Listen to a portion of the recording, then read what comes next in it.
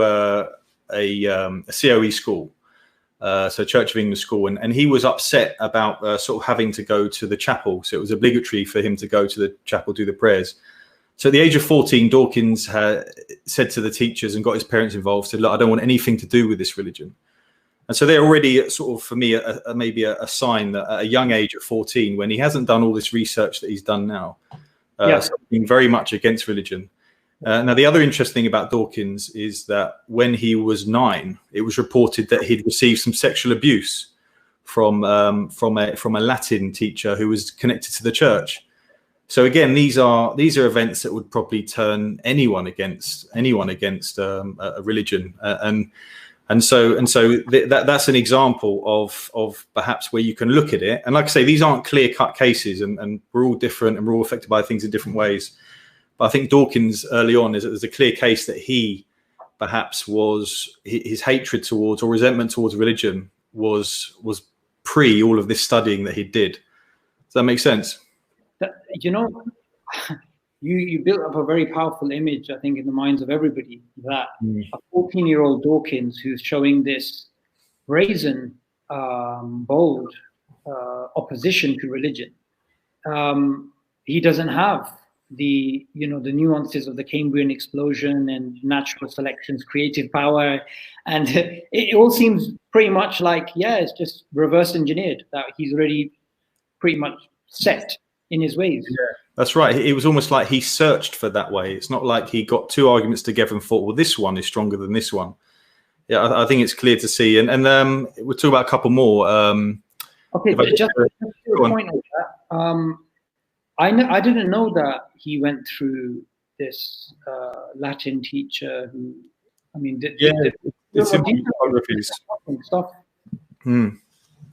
So yeah, and like I say, these events, I'm not saying that anyone that goes through these events automatically become atheist, but like I said, because we're all different, we're all complicated, but I think it is a clear case. So Freud, Sigmund Freud, we all know. I'll talk about the famous ones. He sort of some of his early work, I've got a quote here where he says, psychoanalysis daily demonstrates to us how youthful persons lose their religious belief as soon as the authority of the father breaks down.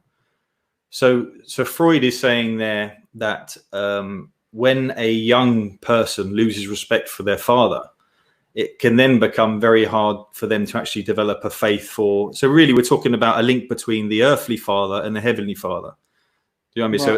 Right. So the link between the father and God, and that's a lot of the direction where I want to go down is these atheists' relationship with their father, and how the psychology of that affects then their perhaps struggle to then form a relationship with God. Does that make sense? Yeah, and when you complete a point, just remind me to tell you a story of an atheist who, when we brought up something about his parents, his reaction. So I want to tell you that once you get into it. I totally agree with this line of reasoning. Yeah. So we've got Nietzsche, Friedrich Nietzsche, obviously probably the most famous, I'd say. So he, and we'll go a bit more into these guys, but I wanted to just use these couple of quotes to set out what we're talking about here. So he said, I have absolutely no knowledge of atheism as an outcome of reasoning, still less as an event. With me, it was obvious by instinct. So there we've got sort of, one of the flagship atheists admitting that there was no reasoning to his atheism. It was something that he felt inside him. So therefore, I think you can then deduce that perhaps this wasn't an intellectual thing that he, because of all the research he'd done. This was something that had ingrained to him. So then we can look into his childhood and see if there's any sort of connections there as well. Does that make sense? Yeah, it's a bit shocking actually, because I mean, obviously Nietzsche is very famous, and he's famous for God is dead and seen as sort of father of nihilism. And I had no idea that he completely bypassed all the reasoning and it was like, it's just instinctual. I mean, atheist. Yeah, and that's a quote from him, is that, he said it was, it wasn't his atheism isn't an outcome of reasoning. So therefore straight away. So and for a philosopher as well. Yeah. This is a small fish. Yeah. Yeah, so there's a pattern here. There's an interesting pattern here. There is. So if we talk about, so there's a psychologist called Paul C. Vitz, and he's got a fantastic book called Faith of the Fatherless. I'd recommend to anyone on this topic. So he talks about a defective father hypothesis. So if we go back to the idea that perhaps when a young person, if their relationship with their father is affected, it can affect their religious beliefs or their effect with God.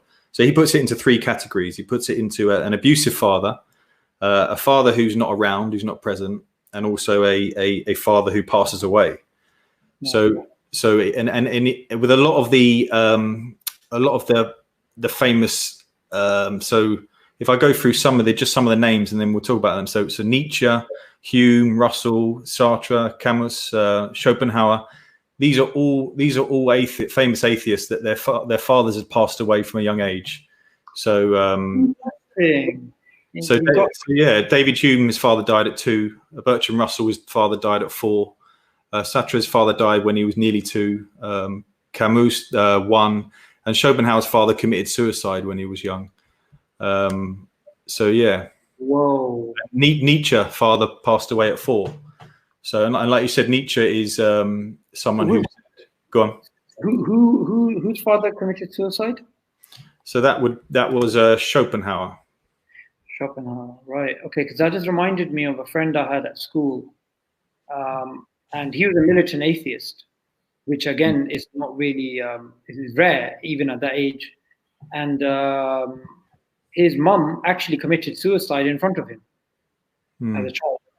In front of him, this is really fun. That would be tough. And I think because obviously as adults we know that when someone passes away, we don't necessarily hold God responsible. Well, some people do, but to a young person, to a child, in psychology they say that the child still sees it as like an abandonment, or a weakness. So. And if we look at Nietzsche's example of that, so like you said, he's famous for saying God is dead, and he quite strongly rejected Christianity. And Nietzsche's father was a pastor who, like I say, died at 4. And Nietzsche was bullied at school because he was the sort of the pious kid of a pastor. And so then he was his father died, and he was then raised by the females in his family. And so in his biographies, there's a lot of talk about him being insecure about his manhood and things like that. And that may sort of give reason to why he went into this kind of Uberman, Superman theory, his kind of will to power and his kind of insecurities. So where's the insecurity come from? Sorry, I don't understand. Where the insecurity will be by being raised by just females. I see. Yeah, then there's an insecurity about your manhood. Does that make sense? Yeah. So in his biography, Nietzsche describes his father as a weakling and sickly, lacking in life force. What? And yes, and this is someone who, and I think he's. This is some deep stuff. Yeah. And like I said, this is from biography, so anyone can go and check it out. And his biography was actually called In Search of the Father, and so. One of the biographers actually describes Nietzsche's life as the permanent quest to sort of find his father. And so Nietzsche was very much created this kind of, I think Hitler was one of the persons that followed his kind of Superman theory, this, will to power, denigration of women. And it was almost his projection of an ideal father figure that he'd projected. But again, like I say, he's an example of someone who his father passed away very young. And so again, you could argue that he had when he says God is dead, you could put this correlation between his father and God. Yeah, this is really strange. I found it fascinating, Subboor. Like for me, I'll be honest with you, I'm not really. I mean, I did a little bit of philosophy at school, but it's at the moment I love reading about Islam, and I'm trying to learn about as much as I can on that topic. But when I started to look into this topic. And like I said, mainly because it's the accusation thrown at theists, and that we are holding on to something. But I think there's some. I'm not saying this is conclusive evidence, but this is definitely food for thought, and definitely perhaps holds the mirror up to hard atheists as to maybe it isn't always intellectual. Maybe they aren't intellectual godfathers of the world. Maybe they're just like us. Maybe they're fallible people that are also looking for things. I mean.